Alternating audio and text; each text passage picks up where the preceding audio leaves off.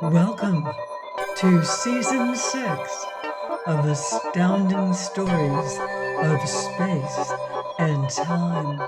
I'm Mardell, ready to blast off with an exciting novel of early science fiction, The Skylark of Space by E. Smith. Chapter 1.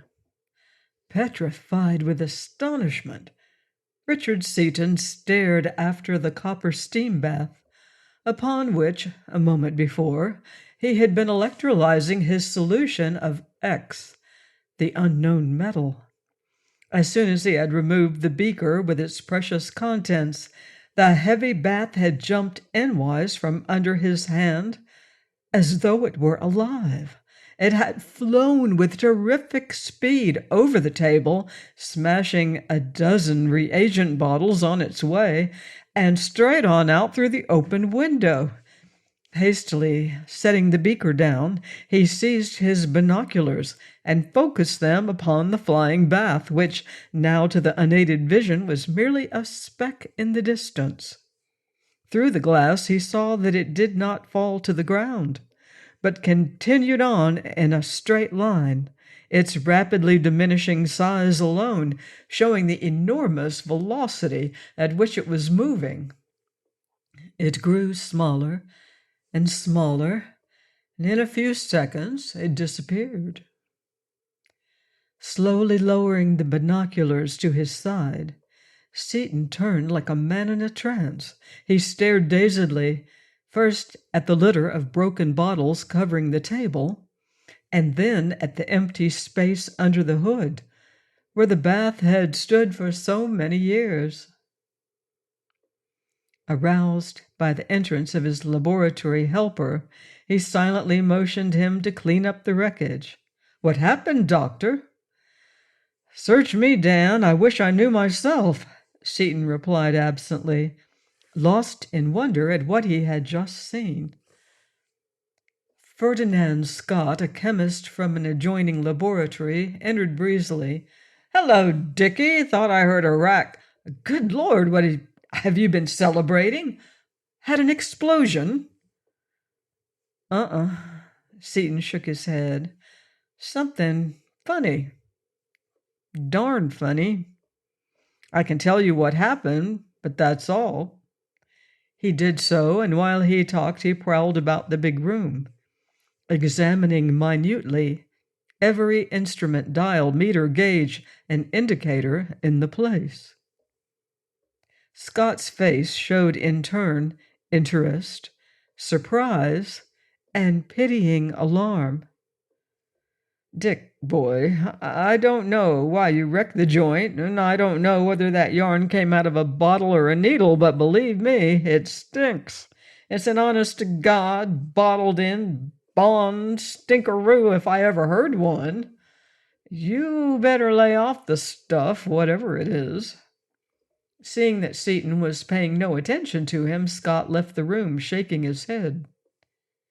Seaton walked slowly to his desk, picked up his blackened and battered briar pipe, and sat down. What could possibly have happened to result in such shattering of all the natural laws he knew? An inert mass of metal couldn't fly off into space without the application of a force. In this case, an enormous, a really tremendous force, a force probably of the order of magnitude of atomic energy. But it hadn't been atomic energy, that was out, definitely. No hard radiation. His instruments would have indicated and recorded 1/100th of a millimicrocurie. And every one of them had sat placidly on dead center zero through the whole show. What was that force? And where? In the cell? The solution? The bath? Those three places were all the places there were. Concentrating all the power of his mind, deaf, dumb, and blind to every external thing, he sat motionless, with his forgotten pipe clenched between his teeth. He sat there while most of his fellow chemists finished the day's work and went home. Sat there while the room slowly darkened with the coming of night. Finally, he stood up and turned on the lights. Tapping the stem of his pipe against his palm, he spoke aloud. Absolutely, the only unusual incidents in this whole job were a slight slopping over of the solution onto the copper and the short-circuiting of the wires when I grabbed the beaker. I wonder if it will repeat.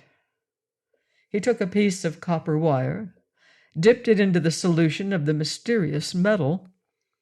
Upon withdrawing it, he saw that the wire had changed its appearance, the X having apparently replaced a layer of the original metal. Standing well clear of the table, he touched the wire with the conductors. There was a slight spark, a snap, and it disappeared. Simultaneously, there was a sharp sound like that made by the impact of a rifle bullet, and Seaton saw with amazement a small round hole where the wire had gone completely through the heavy brick wall. There was power, and how, but whatever it was a fact. It was a demonstrable fact. Suddenly he realized he was hungry, and glancing at his watch, saw that it was 10 o'clock, and he had had a date for dinner at 7 with his fiancée at her home, their first dinner since their engagement. Cursing himself for an idiot, he hastily left the laboratory. Going down the corridor, he saw that Mark Duquesne, a fellow researcher, was also working late. He left the building, mounted his motorcycle, and was soon tearing up Connecticut Avenue toward his sweetheart's home. On the way, an idea struck him like a blow of a fist. He forgot even his motorcycle, and only the instinct of the trained rider saved him from disaster during the next few blocks. As he drew near his destination, however, he made a determined effort to pull himself together. What a stunt, he muttered ruefully to himself as he considered what he had done. What a stupid jerk!